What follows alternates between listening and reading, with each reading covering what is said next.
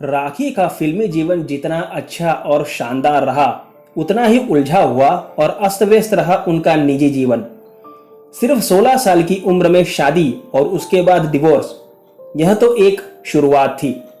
नमस्कार, फिल्मी तराना चैनल के एक और मजेदार एपिसोड में आप सभी का स्वागत है। राखी का जन्म भारत की आजादी की घोषणा के कुछ ही घंटों बाद 15 अगस्त 1947 को पश्चिम बंगाल के नादिया जिले के राणा घाट में एक बंगाली परिवार में हुआ था। 1967 में 20 वर्षीय राखी ने अपनी पहली बंगाली फिल्म बधू बरन में अभिनय किया, जिसके बाद उन्हें 1970 में अपनी पहली हिंदी फिल्म राजश्री प्रोडक्शन की जीवन मृत्यु में धर्मेंद्र के साथ मुख्य भूमिका के रूप में मिली। 1971 में राखी ने शर्मिली में शशि कपूर के साथ दोहरी भूमिका निभाई। उसी वर्ष उन्होंने लाल पत्थर और पारस में भी अभिनय किया।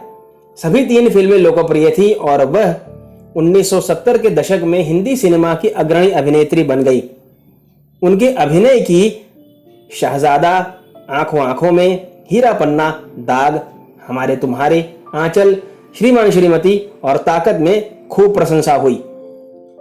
ने शशि कपूर के साथ 10 फिल्मों में काम किया था, जिसमें शर्मिली, जानवर और इंसान, कभी कभी, दूसरा आदमी, तृष्णा, बसेरा, बंधन, कच्चे धागों का, जमीन आसमान और पिघलता आसमान है।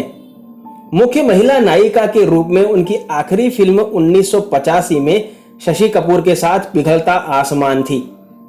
1980 के आखिरी सालों और 1990 के दशक में उन्होंने बुजुर्ग मां के रूप में मजबूत चरित्र भूमिकाएं निभाई, जैसे कि राम लखन, अनाड़ी, बाजीगर, खलनायक, करण अर्जुन, बॉर्डर, सोल्जर, एक रिश्ता और दिल का रिश्ता।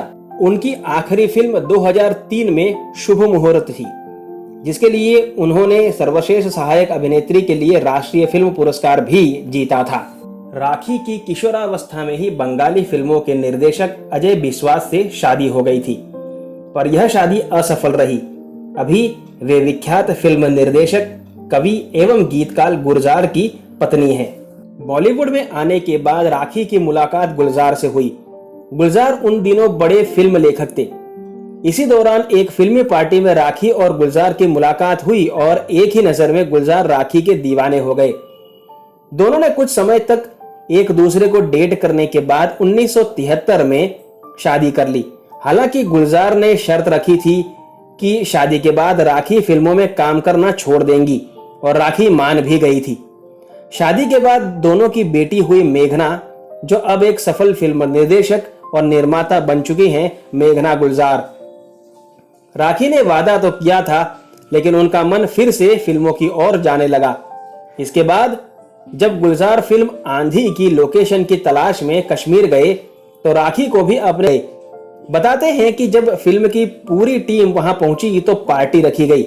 इस पार्टी में अभिनेता संजीव कुमार ने ज्यादा शराब पी ली थी और नशे की हालत में उन्होंने सुचित्रा सेन का हाथ पकड़ लिया था। गुलजार को यह सब ठीक न लगा, तो उन्होंने सुचित्रा को वहां से निकाला और उन्हें कमरे तक पहुंचाया। हालांकि राखी ने जब ये सब देखा तो उन्होंने गुलजार से सवाल किया कि उन्हें अपनी पसंदीदा अभिनेत्री को कमरे तक छोड़कर कैसा लगा। बताते हैं कि गुलजार इस बात से काफी नाराज हो गए और उनकी राखी से बहस होने लगी। इसी गहमा गहमी में गुलजार का हाथ राखी पर उठ गया। इसके बाद गुलजार ने राखी से माफी भी मांगी, लेकिन वो ये बातें कभी न भुला पाई।